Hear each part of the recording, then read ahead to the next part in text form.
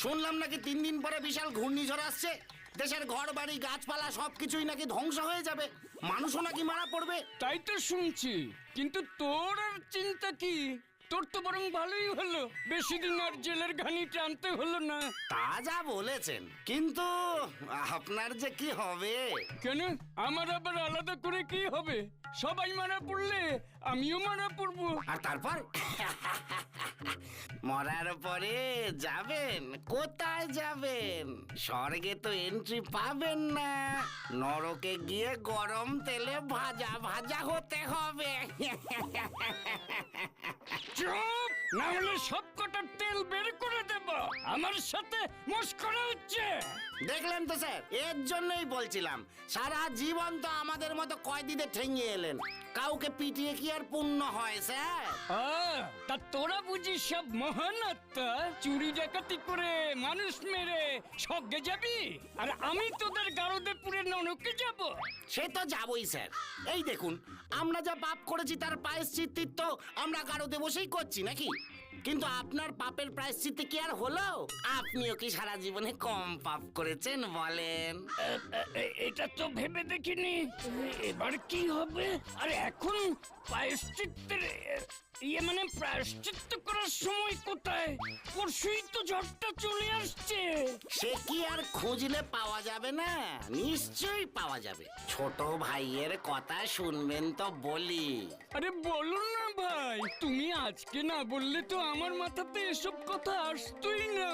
বলছি যে পাপগুলো করেছেন সেগুলো তো ওই মানে শুধরে নিলেই হয়। কিন্তু কি করে ভাইয়া? সময় যে বড় কম। এই তো আমাদের গারদ থেকে ছেড়ে দিয়ে আমাদের গারদে পুরে মারধর করেই তো আপনার পাপ হলো। এবার আমাদের ছেড়ে দিলেই আপনার প্রায়শ্চিত্তের হয়ে যাবে, ব্যাস খতম। তাছাড়া ঝড়ে সব উড়ে গেলে এই গারদগুলোও কি রক্ষা পাবে ভেবেছেন? তখন তো এমনিতেই ছাড়া পেয়ে যাব।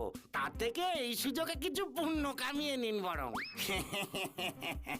ঝড়টা কিন্তু চলে আসছে, সময় কম, যা করার এখুনি করুন। কিন্তু আমার চাকরি? দূর মশাই, কদিন আছে আপনার চাকরি? মাত্র 3 দিন। আর মরার পরে নরকে যে 1000 বছর পচে মরতে হবে তার কি? হ্যাঁ? মানে কথাটা মন্দ বলনি তো। হ্যাঁ স্যার, তাড়াতাড়ি করুন, কেউ চলে এলে আবার প্রবলেম বেড়ে যাবে কিন্তু। পুণ্য হবে বলছিস? ঠিক আছে, 3 দিন পরে ঝড়ে থানাটাই হয়তো উড়ে যাবে, তখন আর তোদের ধরে রাখবো কোথায়? ঠিক স্যার, ঠিক, একদম ঠিক বলেছেন। আমরা তো তাই বলছি আর কি। দাঁড়া, তোদের ছেড়েই দিচ্ছি। হরিপদ, গারদের তালার চাবিটা নিয়ে আয় তো। না, আর চিন্তার কিছু নেই। পেছনে দেখি, না, পেছনে কেউ নেই। তুমি তো গুরুদেব গো, দারোগা বাবুকে কি ঘোল খাওয়ালে? এখন থেকে আমরা তোমাকে গুরু বলেই ডাকবো।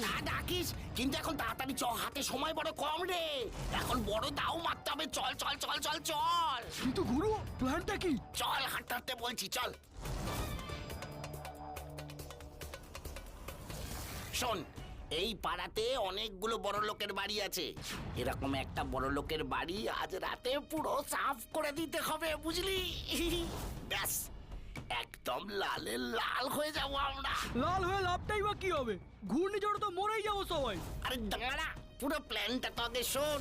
আজ রাতে সব লুট করব আগে, তারপরে দুজনে মিলে প্লেনে করে বিদেশে পালিয়ে যাব। হ্যাপি প্ল্যান গুরু, হ্যাপি প্ল্যান। কিন্তু এই পাড়ায় সবচেয়ে বড় লোককে সেটা জানবো কি করে গুরু? আরে এটা আবার কোনো বড় ব্যাপার নাকি? কাউকে জিজ্ঞেস করে নেবো খন।